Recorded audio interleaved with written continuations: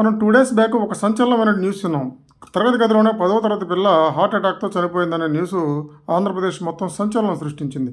దానికి కారణాలు స్ట్రెస్ అని, అదని, ఇదని, ఒత్తిడని రకరకాల కారణాలు సోషల్ మీడియాలో విపరీతంగా హల్చల్ చేస్తున్నాయి. అసలు గుండెపోటు అనేది చిన్న పిల్లలకు వచ్చే అవకాశం చాలా తక్కువ. గుండెపోటు వేరు, కార్డియాక్ అరెస్ట్ వేరు. గుండెపోటు అంటే పెద్దవాళ్ళల్లో గుండెలోని రక్తనాళాల్లో కంప్లీట్‌గా బ్లాక్ వచ్చినప్పుడు స్ట్రోక్ వచ్చి ఆ గుండెలో ఉన్న కండరం కొంత పాడైపోద్ది.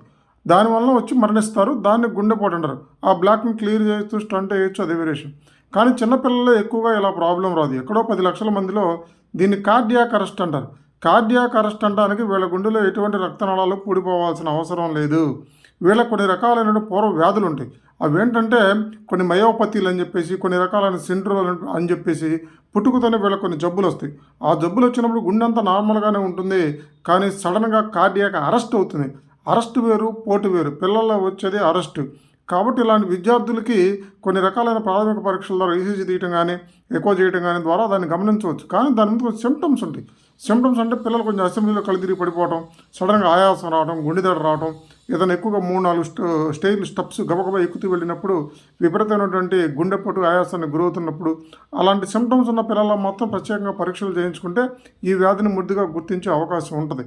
అంతేగాని అందరి పిల్లలకి చేయాల్సినంత అవసరం లేదు, కంగారు పడాల్సిన అవసరం లేదు. ఎక్కడో 10 లక్షల మందిలో ఒకరికి ఉంటుంది. కాబట్టి బాగా క్లారిటీ పొంది ఉండండి. గుండెపోటు వేరు, కార్డియాక్ అరెస్ట్ వేరు. ఎక్కడో ఎక్స్ట్రాడినరీగా వచ్చేటువంటి కేసు. దీనికి ఎవరికి నోటుకు వచ్చినట్టుగా వాళ్ళు దీన్ని ఆపాదించమాకండి. స్ట్రెస్ అని, అదని, ఇదని ఏమీ లేదు.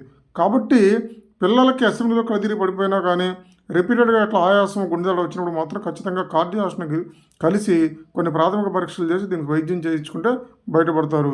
ఇది బాగా గుర్తుపెట్టుకోండి. ఇది గుండెపోటు కాదు, కార్డియాక్ అరెస్టు.